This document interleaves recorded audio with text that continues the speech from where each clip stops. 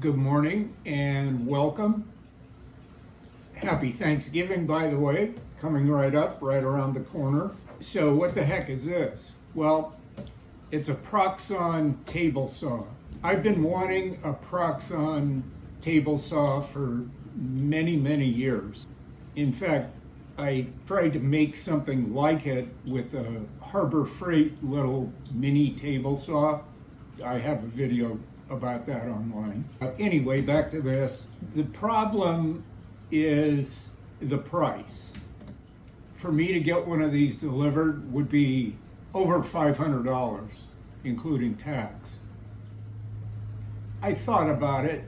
I came real close to buying one a couple of times. Even if I could get past the price, Proxxon doesn't have these available right now.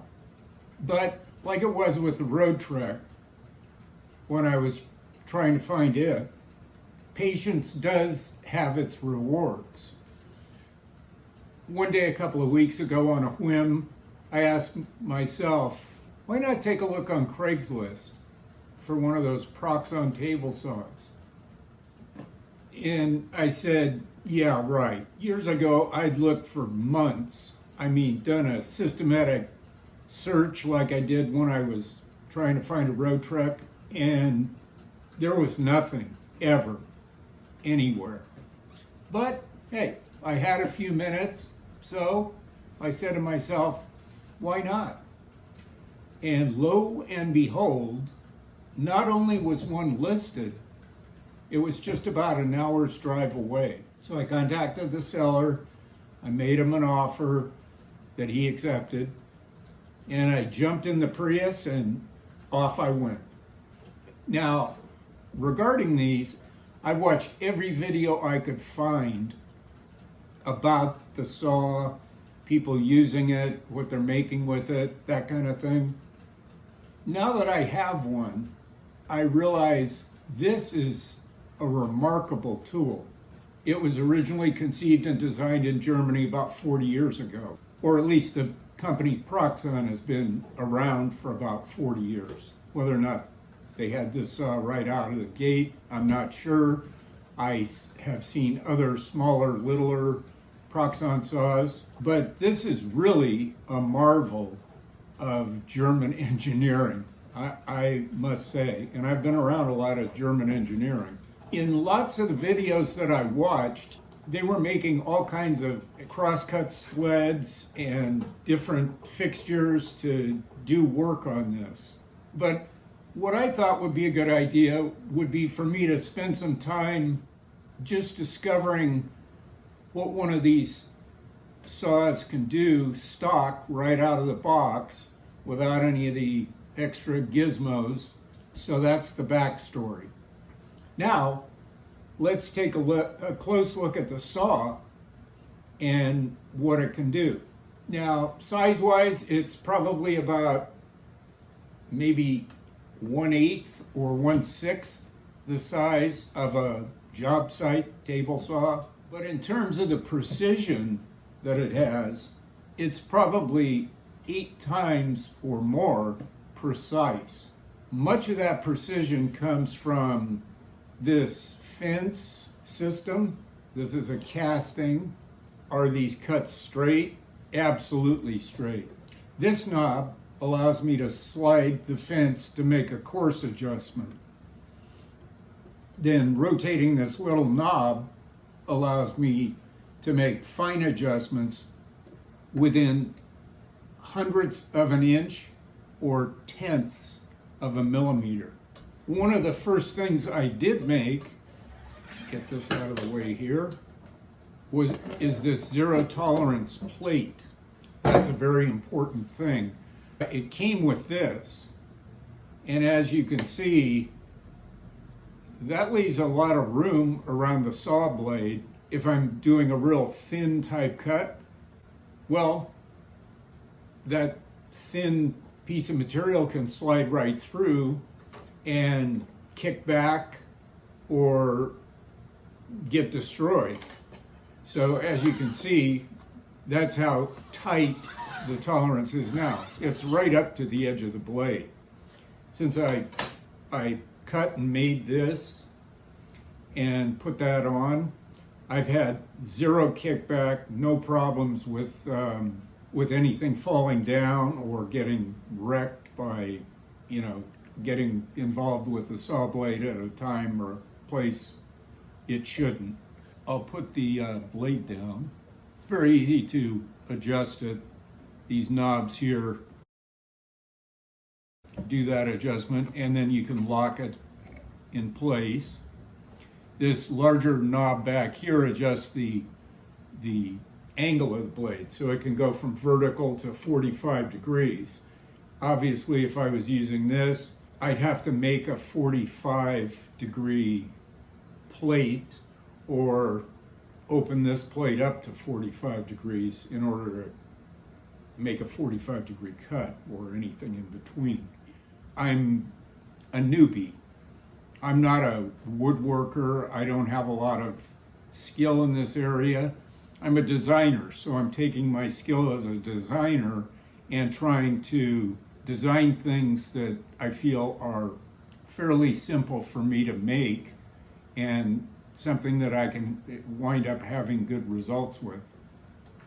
So let's take a look at a couple of the things I've made.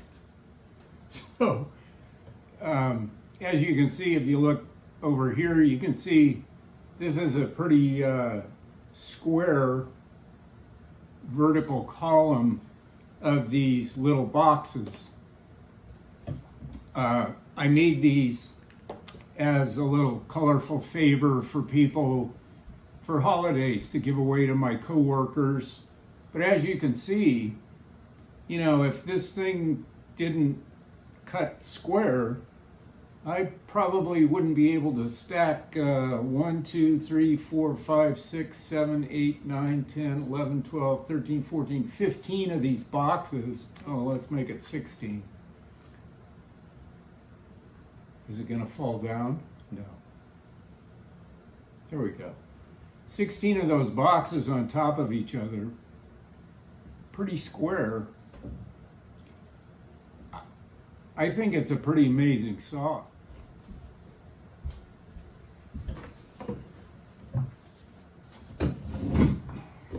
So that was project number 1. Project number 2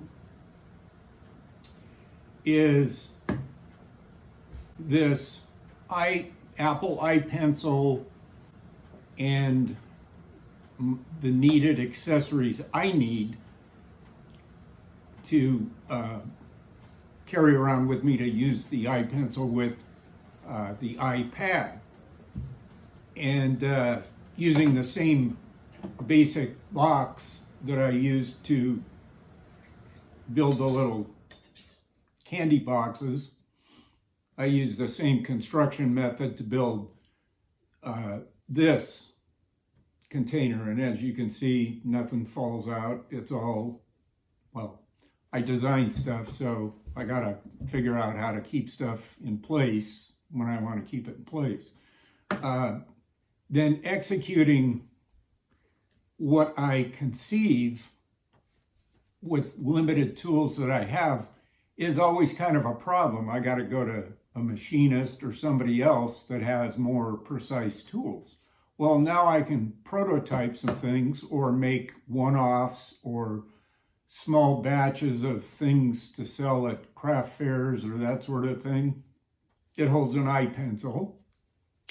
Right down here in the corner, I'm still under construction. I'm going to build a little thing to hold an extra stylus tip. One of the reason I have this cord is because the way you charge one of these pencils is you take the cap off and then you plug it in to the iPad. Well, now, to me, that just looks like an accident waiting to happen. I'm going to walk by and break the pen. The connector's going to probably stay in the receptacle of the iPad, and it may ruin the iPad as well. So this kind of has to stay just kind of like, meh.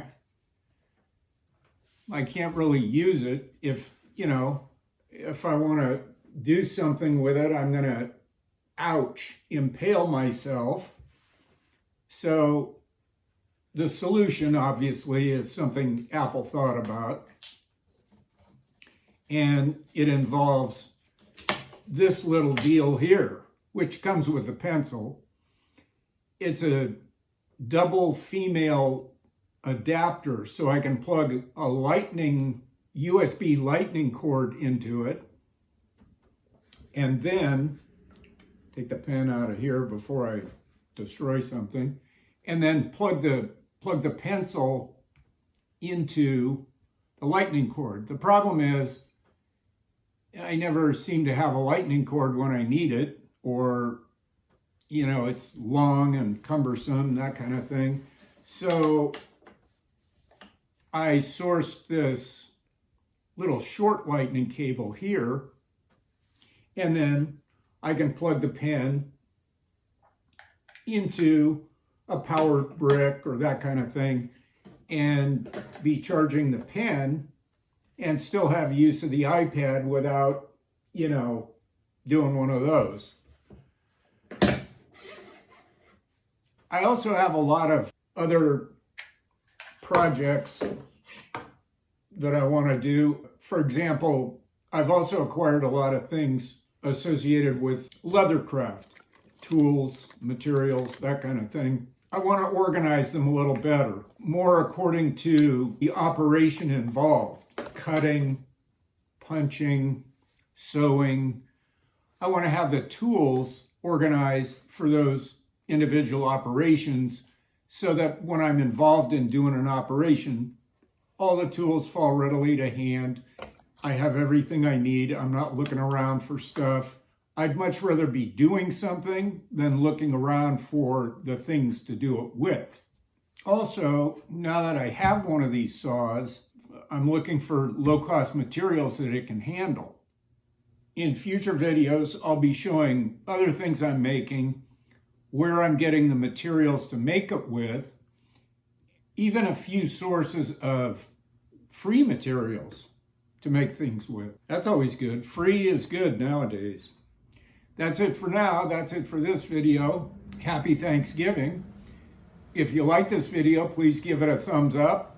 Share it if you think it'd help somebody else. Subscribe, ring the bell to get notified when new content gets posted. And as always, comment as you see fit. Till the next video, see you later.